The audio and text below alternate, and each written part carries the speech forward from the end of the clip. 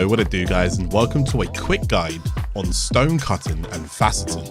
Now before we jump straight into it, it must be noted that to get the best out of your stones, you really want to understand the engravings you need for your class. Knowing this will give you a good sense and direction on what exactly you want to be achieving.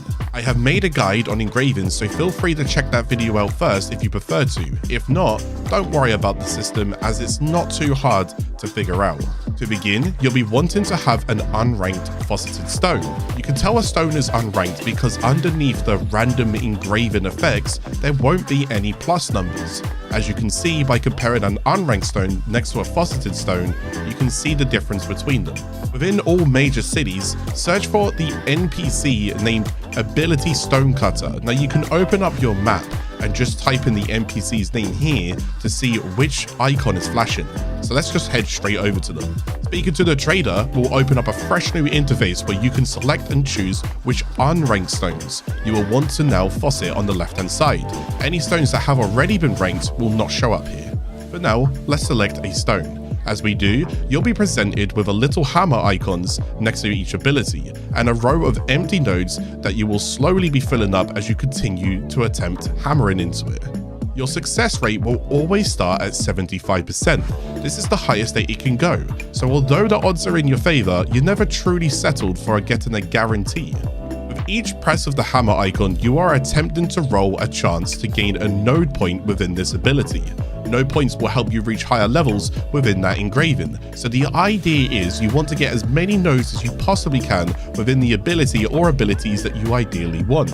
Each successful node point you gain will decrease the next probability factor by 10%. So for example, if you have 75%, you will drop to 65% on a successful node increase. And if you successfully do that again, you'll drop another 10%, so from 65 to 55. This pattern continues all the way up until the lowest value of 25%. This pattern also switches whenever you fail a node. It will increase up to 10%. So you are always juggling a 10% value after every action you do, no matter what. That's easy to remember. And you will be needing to fill out all of the stones. So every single icon, every single node has to be attempted. Stones also offer curse-related states, a negative ability buff for your character that you genuinely wouldn't want.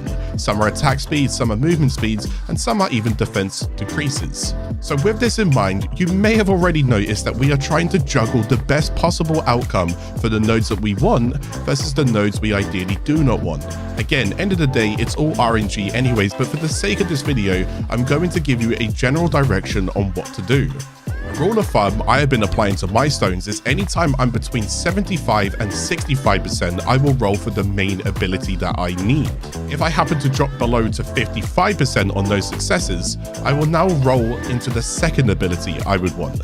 And although I may or may not need it, it's just going to have to work with the middle probability success rate. This way it's there to try and help juggle between the negative effects that I don't want and the ability that I do want. So between 55% to 45%, I will aim for the second ability. From there onwards, the lower the chance of succeeding, the more I want to try and invest that into my negative reduced ability. 45% to about 25% may help us waste a node and build back up our success rate to help the other positive abilities benefit more. I know this may seem like a lot of information, but I assure you it's not. If you ever need a few stones just to go ahead and test and mess around with as soon as you get them, then honestly, within your early game of Lost Ark, I encourage you to go ahead and do this. These stones are not as valuable, so please understand what it is that you're doing and what it is that you're trying to achieve. I will juggle a few stones on screen as I'm still talking right now to show you a rough idea of what I'm doing and what I think I would be wanting from that stone.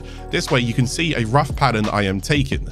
Every rarity on a stone provides a different amount of nodes you will need to attempt overall. So if you don't see as many nodes as you do on your screen as compared to mine, don't worry, you will. You just need better rarity stones. I will also add into my video description below a really well done stone cutting calculator made by another player that you can use to help show you the best probabilities and patterns that you can take to help you get the best cuts from your stones. Again, it's all RNG. But as always, guys, I try to keep this video as short and as sweet as possible. If this guide has helped you, then I would really appreciate a thumbs up on the video. Please share with another player if you think this would help them understand as well. And if you're new to the channel, hit the subscribe button for more future videos. But as always, I will be seeing you guys again in the next video.